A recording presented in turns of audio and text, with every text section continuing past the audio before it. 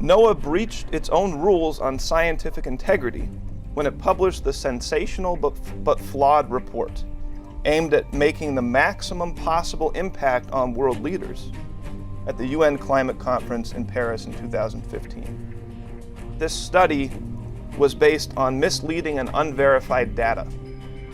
Certain people in the Congress had a sense that there was something very fishy about this study. They subpoenaed, they wanted information, they wanted to talk to the people involved. NOAA refused, they just didn't allow that. So what they came up with was 3 times higher than any other warming trend measured from ocean records prior.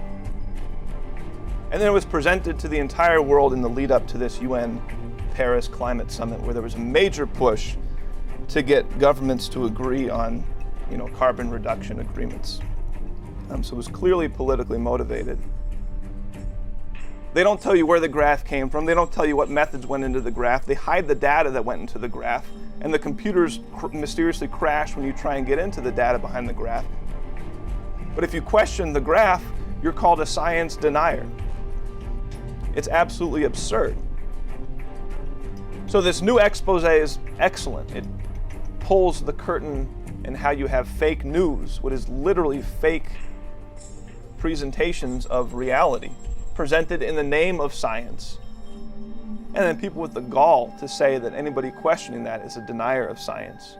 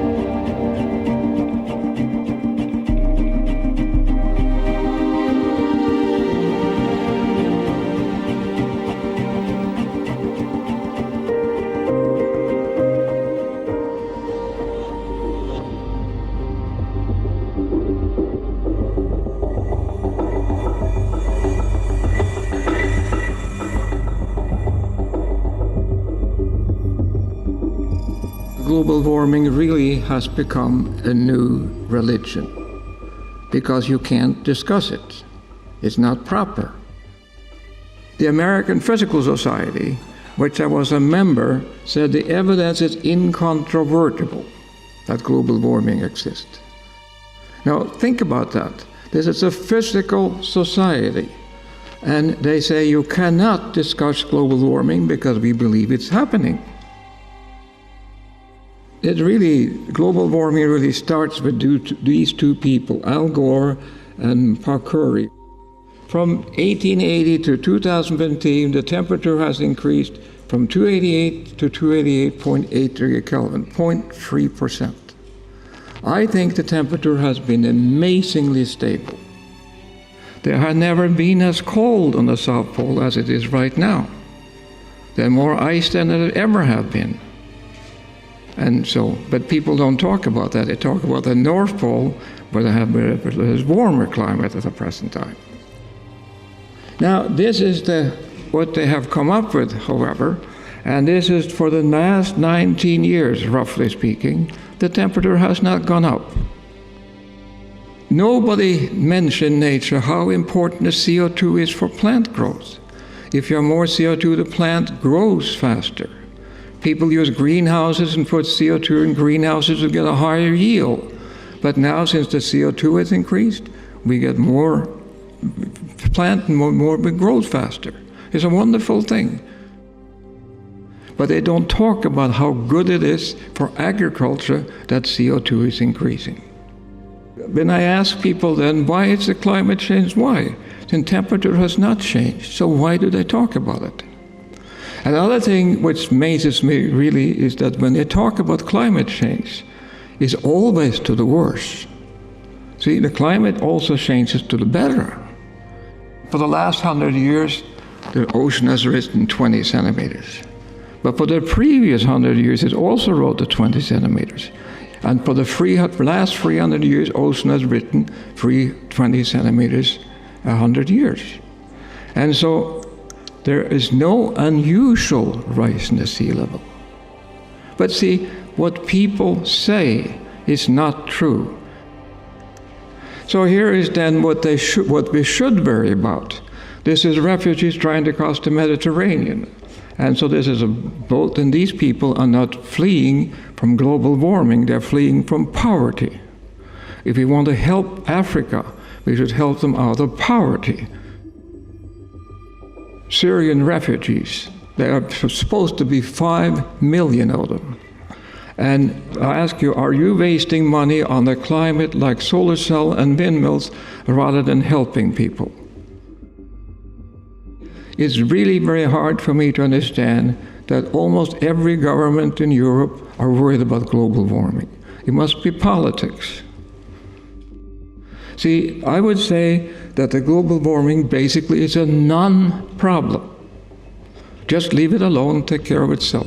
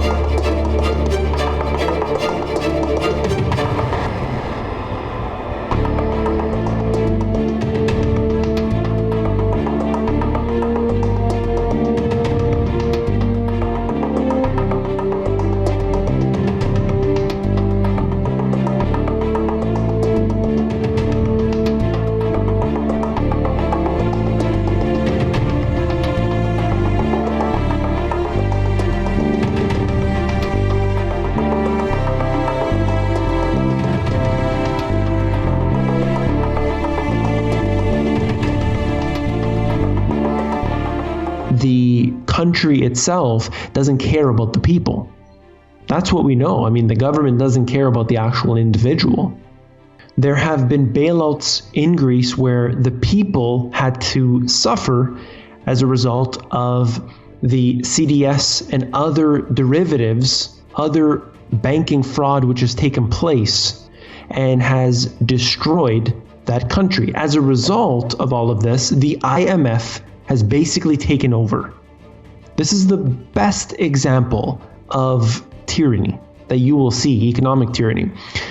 And they will undoubtedly take every measure possible to make sure that they get every one of those precious assets.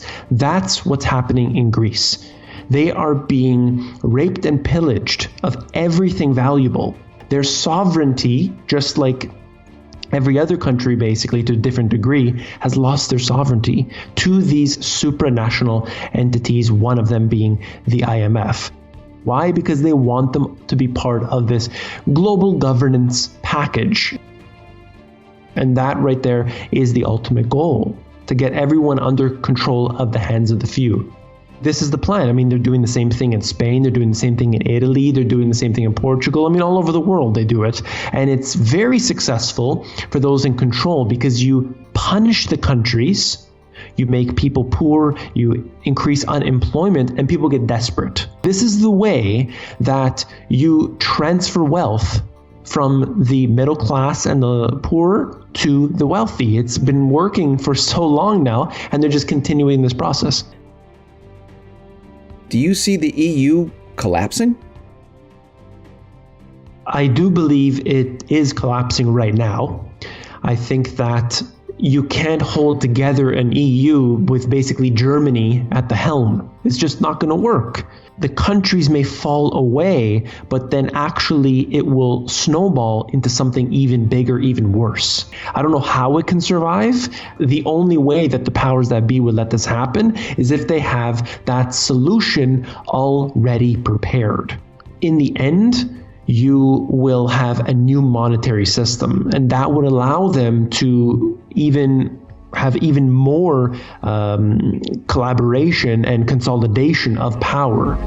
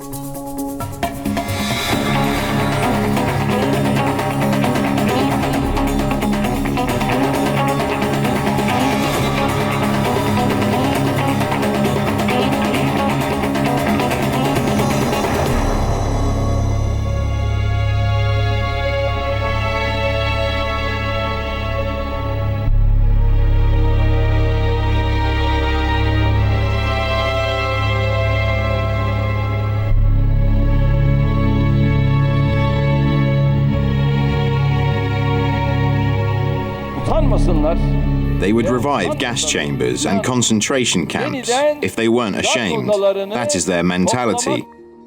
They are disturbed when they say that this is Nazi mentality. We cannot accept that our citizens are incited against each other with Nazi comparisons. This is the case for all countries in Europe. That's why we should say with clear words to Mr. Erdogan that he cannot continue like this. Seems at the moment like each new week brings a new barrage of Nazi name-calling coming from Ankara, from Turkey towards European nations. We've also seen that one of the main Turkish newspapers run with a front cover depicting German Chancellor Angela Merkel as Adolf Hitler.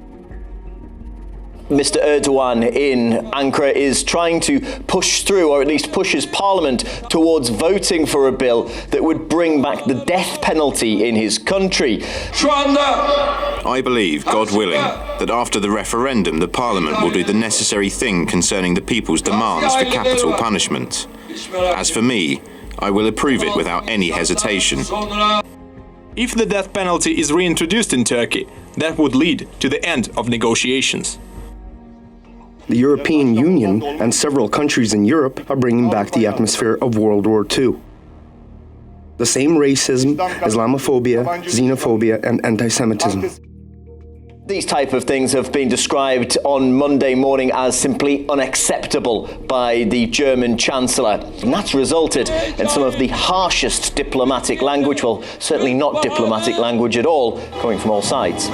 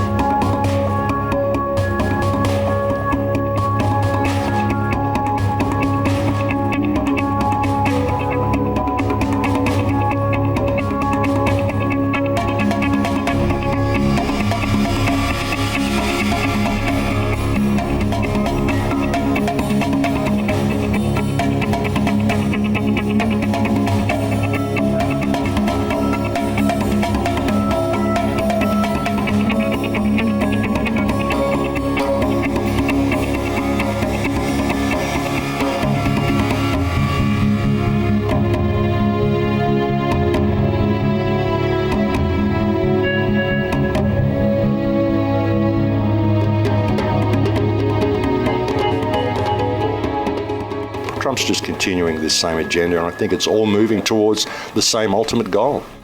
It's all about kickstarting this war with Iran, which is going to turn the whole Middle East into a complete schmozzle. It'll probably end up in the destruction of Israel as well. Israel's been put there to create this instability mechanism, posture against Iran, to create this whole war of terror and just escalate the agenda. The situation in Yemen, the situation in Syria, he's not calling any of this out for what it is. Why is he expanding military funding and all of this when he could be reducing it and calling the war of terror out for what it is? Really, I mean, ISIS, if he says he wants to defeat ISIS, where does ISIS come from? It's a private mercenary army funded by DynCorp and the Clinton Foundation, all completely provable through Hillary Clinton's own emails. Why isn't he calling that out for what it is? You know, I would suggest he should be freezing the assets of DynCorp and the Clinton Foundation, using that money to rebuild Syria and Libya.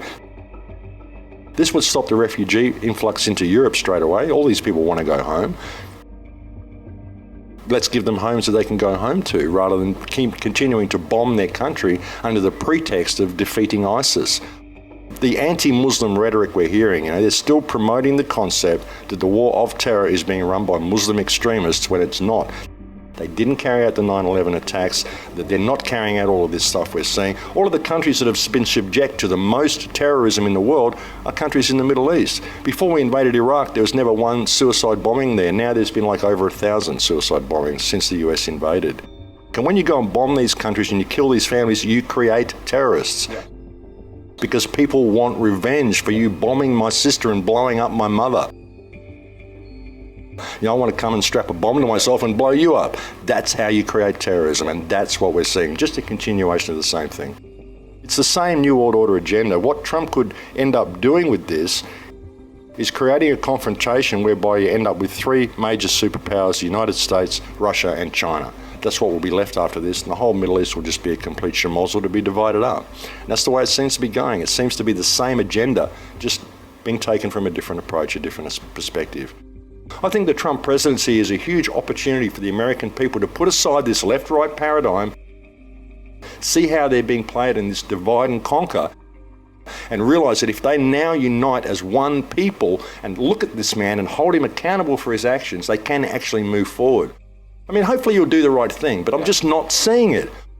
I want to have hope in this man, but I'm just not seeing it in his foreign policies, and that's what people have to look at. And I was kind of surprised when Trump got in, but now when I look back at it, no, I think it was all play. I think it was all one big play. So hopefully people are going to seize this opportunity and come together and create a better future. I mean, it's anybody's guess where we're going to go with this. Trump's a total wild card.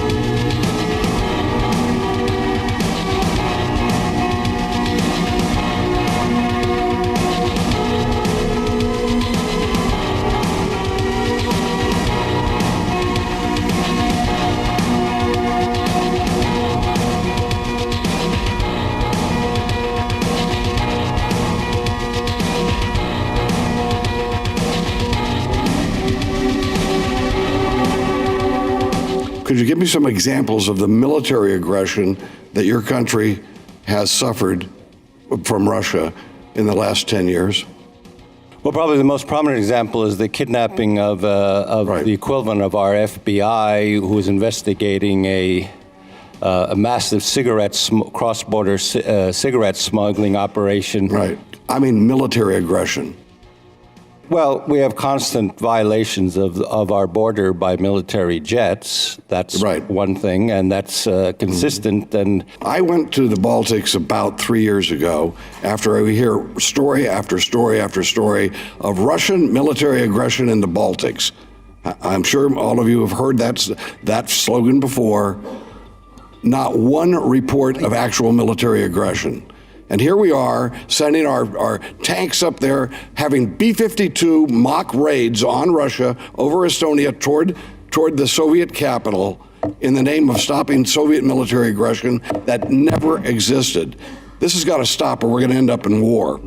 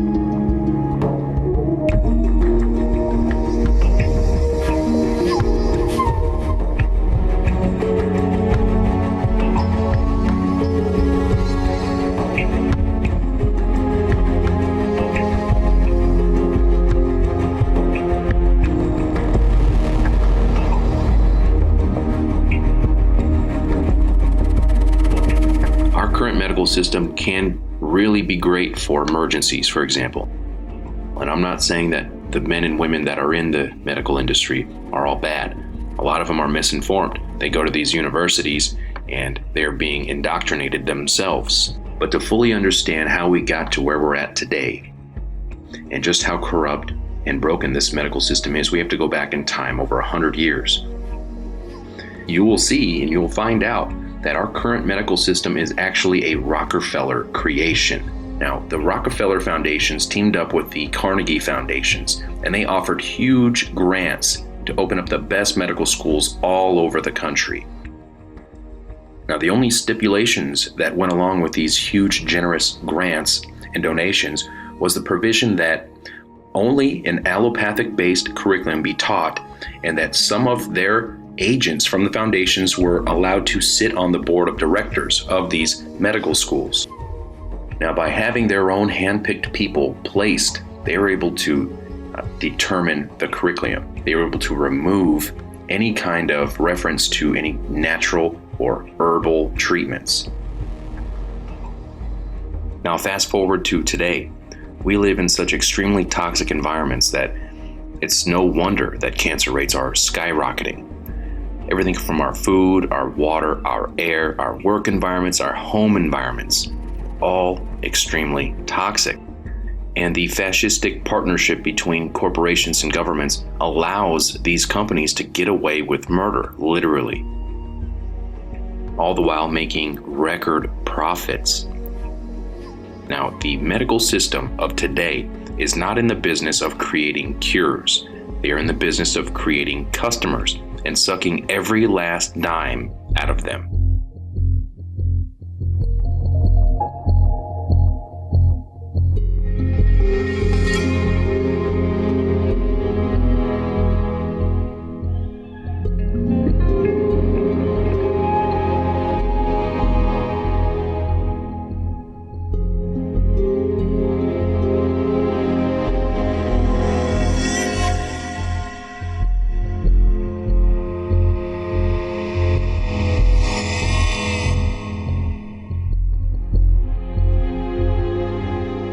All that needs to be done to prescribe somebody a drug is when you walk into the office and you say, I'm feeling depressed or something like that, and then you get a drug. So it's a perfect scenario for pharmaceutical companies to capitalize on.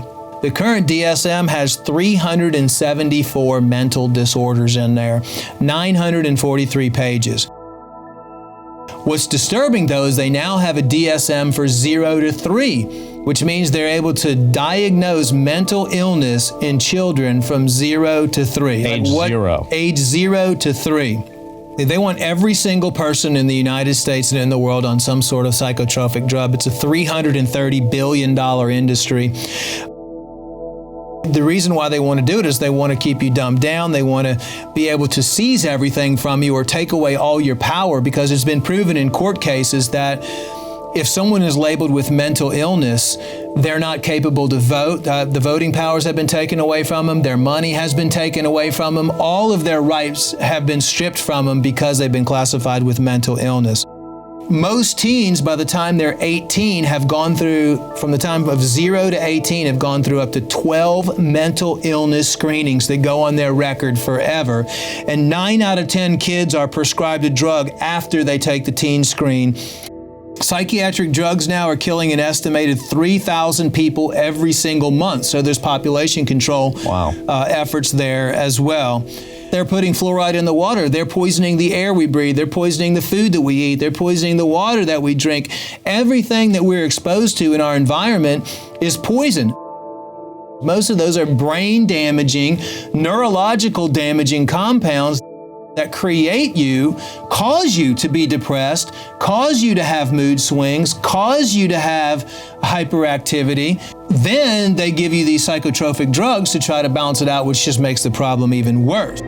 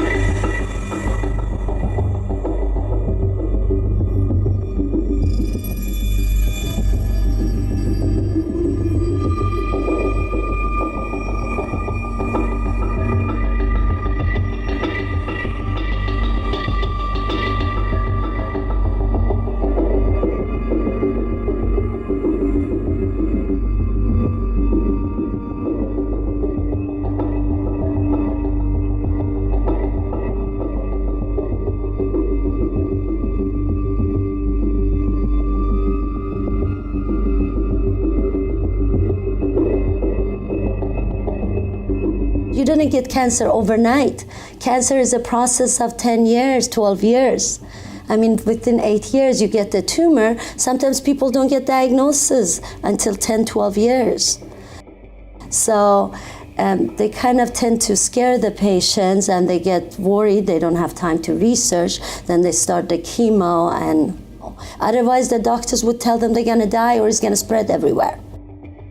So it's really almost a process of creating fear to get them on the treatments quickly. Correct. And we need to educate people. We need to tell them there's other ways to go. Going with the conventional surgery, radiation, chemo is not the way to go. There's other ways you could do. And also you could do surgery, but don't rush into it. Improve the immune system, boost your body before you do surgery. Because any cut, any kind of surgery in the body, it will suppress the immune system, and also it will attract all the good white blood cell, all your good cells into that area. Then what happens? All those cancer cells that are already floating in your body, they keep growing.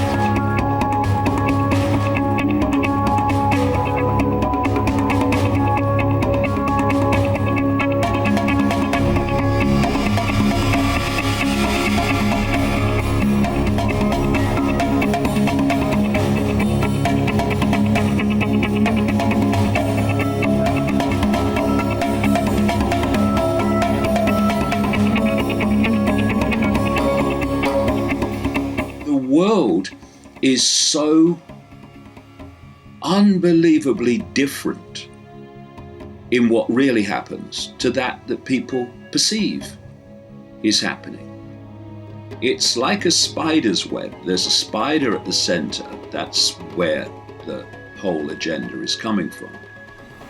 And then you go out from the spider. Close to the spider, you've got the strands in the web that are the most exclusive secret societies, and then you get secret societies that we know about, and eventually you are coming into the public arena where you have government agencies and corporations and the banking system. And because this satanic pedophile ring at its core, I keep emphasizing, is controlled and driven by those that drive this web of global manipulation. This is why it's the often very rich and very famous that are named by people who have been subjected to those horrors of pedophilia and Satanism. And this cult, this satanic cult, it's infiltrated the police, it's infiltrated the judiciary, it's infiltrated social services, which is why more and more children are being taken by social services worldwide, not least in Britain and America, from loving parents for spurious reasons. It's all connected. This is why so many police have described how when they got close to famous people within these paedophile rings they were investigating, that someone up high said, the investigation ends. This is how it works. The world is not like we think it is. And we need to start getting rid of the naivety and realize that there are forces at work in this world that they don't want us to know about.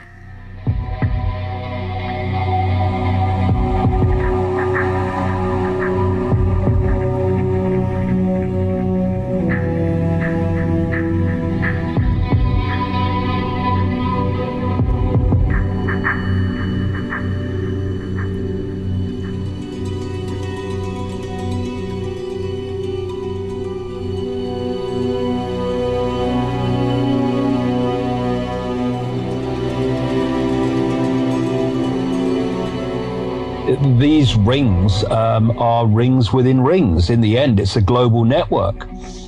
The range of what you uncover just gets bigger and bigger and bigger and expands out and out and out. And it certainly leaves Britain, goes into Europe, goes across to America, and eventually encompasses the globe. Because one of the things that I came across many years ago, right back in the 90s, was the scale of the number of children that go missing every year, never to be seen again. In America alone, it's staggering. It is a stunning global figure, which goes into the millions if you add them all up. I'm sure, there's no question about that. Most of them are never heard of again, and it's all just forgotten. I mean, in many countries, no one even bothers to look for them. And to understand the scale of child abuse, the scale of missing children, the scale of satanic ritual killing of children, we need to understand the force behind this global conspiracy that operates from the shadows and why it wants the energy of children. These entities feed off human energy. And because, like everything with energy, the energy of different frequencies syncs with energy of the same frequency. And thus, these entities, to absorb human energy, have to have energy that is within the frequency range they can absorb. And it seems to me that this relates to low vibrational human emotion, that relates to fear, to frustration, to depression, to frustration, all these things. The emotion that leads to violence is in wars, conflicts, individual and collective, all this energy that they absorb. And but there's a particular energy that is like a nectar to them, and that is the energy of children before puberty. And it's that energy that these entities most want to absorb, what most want to have as a food source, a power source. And so what's happening to these children, a large number of them, I suggest, a very large number, end up in sacrificial rituals. They end up being in pedophile rings and stuff like that, and they're having their energy vampired. If you follow some of these major names in the conspiracy and you follow them through in terms of investigation and research, secret societies always come up, Satanism always comes up with the top people, and so does pedophilia.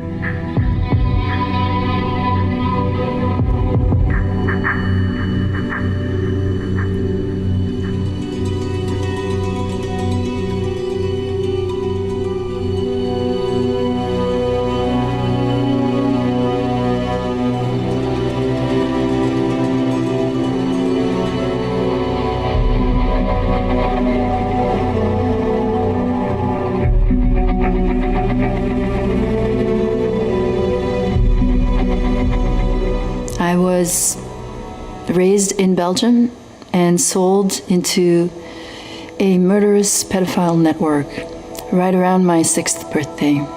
I was used in this network for 5 years and a half. In that time, I was raped many, many, many times. Adult men that were part of this exclusive club were there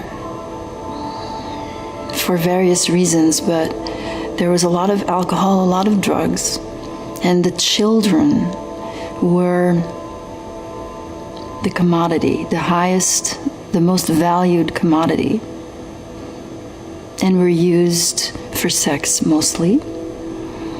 But there were a number of aristocrats that were part of this club who also liked killing children.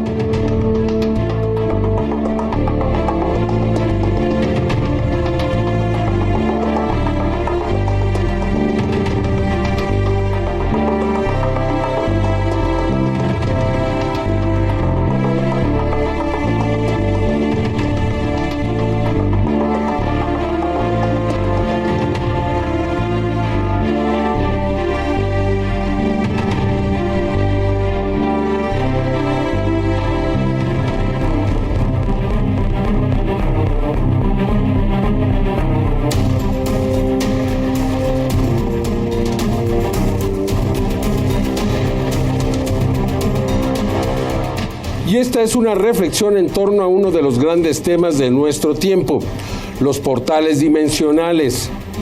Existe la posibilidad de que se estén generando en nuestro planeta verdaderos portales dimensionales. Así lo sugieren las extraordinarias evidencias que se han podido obtener en diferentes lugares del mundo. Uno de los sueños más grandes de los seres humanos podría hacerse real, poder viajar a las profundidades del cosmos de forma instantánea. La existencia de los llamados portales dimensionales ha sido prácticamente confirmada por la ciencia.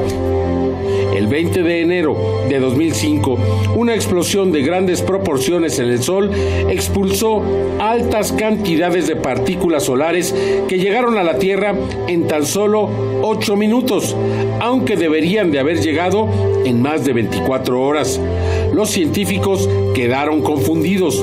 No existía una verdadera explicación. En 2008, la misión Temis de la NASA confirmó la existencia de portales magnéticos que se abren conectando a la Tierra y el Sol. Aparentemente, las partículas viajaron por uno de estos portales, acortando su viaje del Sol a la Tierra en más de 24 horas. Desde entonces, sabemos que se trata de una realidad. Aún debemos aprender a utilizar estas puertas dimensionales para viajar en el espacio. Civilizaciones extraterrestres avanzadas podrían haber desarrollado formas inimaginables de transportarse a través del tiempo y el espacio, que les haya permitido llegar hasta nosotros. Los agujeros de gusano son un atajo en el espacio-tiempo descrito por primera vez en la teoría general de la relatividad de Albert Einstein junto a Nathan Rosen, en que dos extremos del universo se conectan por un túnel donde la materia podría desplazarse. Aunque los científicos consideran que a través de los puentes Einstein-Rosen también se podría viajar de un universo a otro paralelo, o incluso se podría viajar a través del tiempo. Los astrofísicos han comprobado que a través de un agujero de gusano también se podría viajar más rápido que la luz, permitiendo con ello desplazarse a cualquier parte del universo en cuestión de instantes. En 2014, el Dr. Lucas Butcher, de la Universidad de Cambridge, aseguró que si uno de los estrechos de un agujero de gusano permanece abierto el tiempo suficiente, el hombre podría enviar mensajes a cualquier parte del cosmos, o a través del tiempo, a un pasado lejano, o incluso al futuro, utilizando pulsos de luz. Y en ese mismo año, un equipo de científicos de la Universidad Fudan, en China, publicaron un estudio que sugiere que en el centro de la Vía Láctea no hay un agujero negro supermasivo como se pensaba, sino que hay un agujero de gusano, lo que permitiría que las civilizaciones tecnológicamente avanzadas pudieran desplazarse a cualquier parte de la galaxia, o incluso del universo, hasta la Tierra. Los agujeros de gusano o puentes Einstein-Rosen podrían ser la forma en que civilizaciones de otros mundos, otros universos e incluso de otro tiempo puedan desplazarse hasta la Tierra, permitiendo que sus objetos voladores no identificados aparezcan y desaparezcan en solo instantes. ¿Podrían estos portales dimensionales generarse de manera natural en la Tierra? Existe un caso muy bien documentado de un piloto que relató haber entrado en un portal dimensional. Ocurrió el 4 de diciembre de 1970, cuando el piloto Bruce Gernon despegó de la isla Andros rumbo a Florida. Atravesando el Triángulo de las Bermudas, una fuerza lo hizo viajar a través del tiempo, porque llegó a su destino en solo 47 minutos, cuando su vuelo duraba 75 minutos. Otro caso de un portal dimensional ocurrió el 31 de enero de 1978, en el vuelo 502 de Aerolíneas Aviaco, en ruta de Valencia a Bilbao. Cuando se aproximaban al aeropuerto de Bilbao, fueron desviados por mal tiempo. De súbito se formó una nube luminosa, a través de la cual pasó el avión. El vuelo 502 aterrizó 17 minutos después de lo que estaba programado, como si su avión Caravelle 10R se hubiera quedado suspendido sin volar en el mismo lugar. Estos casos demostrarían la existencia de portales dimensionales que se abren en el Triángulo de las Bermudas y en otros lugares del mundo. Recientemente se han videograbado fenómenos que sugieren la presencia de portales magnéticos en nuestro planeta. Un hecho que, a pesar de no haber sido confirmado científicamente, no tiene aún una verdadera explicación. Resulta indudable que aún tenemos mucho que aprender, que apenas estamos dando pequeños pasos de bebé en nuestra exploración cósmica.